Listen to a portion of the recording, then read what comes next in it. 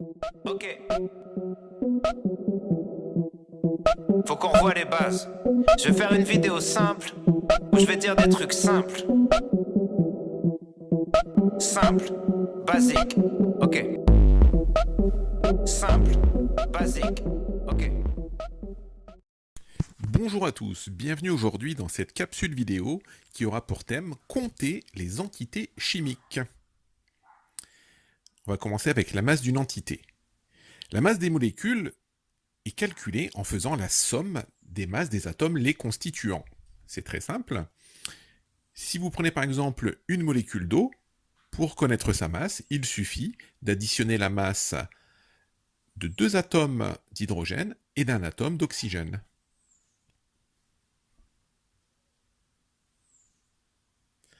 Même règle pour les ions polyatomiques, ceux qui sont composés avec plusieurs atomes. La masse de l'ion sulfate SO4 est égale à la masse d'un atome de soufre, grand S, plus la masse de 4 atomes d'oxygène, grand O, la masse des électrons étant négligeable. Un petit exemple, on vous demande ici de calculer la masse d'une molécule de dioxyde de carbone, CO2. Vous pouvez mettre la vidéo sur pause, prendre une feuille de papier, un stylo, et à vous de jouer. On y va pour la correction. Pour trouver la masse d'une molécule de dioxyde de carbone, on va additionner la masse d'un atome de carbone et 2 fois la masse d'un atome d'oxygène. On reporte les valeurs, on fait l'application numérique, et on trouvera 7,35 fois 10 puissance moins 26 kg pour la masse d'une molécule de dioxyde de carbone. On continue avec le nombre d'entités. Imaginez, vous vous faites livrer un conteneur rempli de grains de riz, et on va vous demander de les compter un par un. Bon, avec le confinement, c'est sûr, on a un petit peu de temps, mais le plus simple serait, par exemple, en y réfléchissant un petit peu, de trouver la masse d'un grain de riz, de peser notre conteneur rempli de grains de riz, et de diviser la masse du conteneur par la masse d'un grain de riz pour trouver le nombre de grains de riz. C'est ce qu'on fait en chimie. Pour trouver le nombre d'entités grand N dans un échantillon, on va diviser la masse de l'échantillon, petit m, par la masse d'une entité. On voit ici que les unités sont les mêmes. Un exemple, on nous demande ici de calculer le nombre de molécules de dioxyde de carbone contenues dans un échantillon de masse m égale 10 kg. Je vous donne une indication, on reprend donc la valeur qu'on a trouvée dans l'exemple tout à l'heure.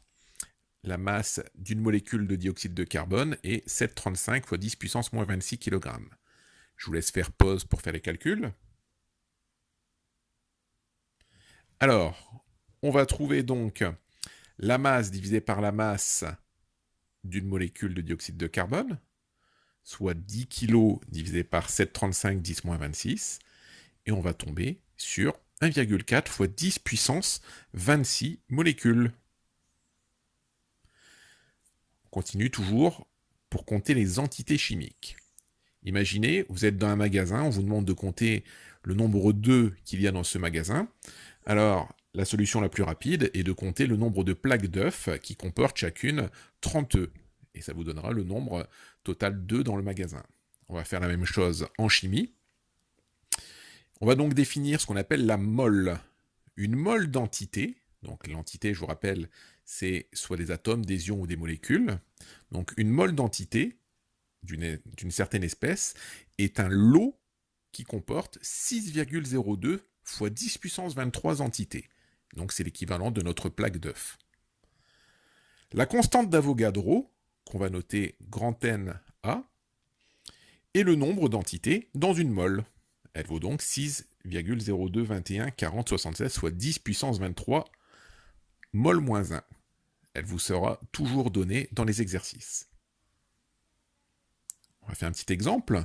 On nous demande de calculer la quantité de matière petit n, de dioxyde de carbone, contenue dans un échantillon de masse 10 kg et qui contient 1,4 fois 10 puissance 26 molécules. Alors, comment faire? Cette quantité de matière, elle est égale à n divisé par la constante d'Avogadro. On a donc 1,4 fois 10 puissance 26 molécules. On le divise par le nombre d'entités chimiques dans une mole, c'est-à-dire la constante d'Avogadro, 6,02 fois 10 puissance 23. Et on va tomber sur 2,3 fois 10 puissance 2 mol. Donc c'est la quantité de matière, c'est-à-dire le nombre de moles. Voilà, c'est terminé pour aujourd'hui. Je vous dis à bientôt pour une nouvelle vidéo. Basique, simple, simple, basique, basique, simple, simple, basique, basique, simple.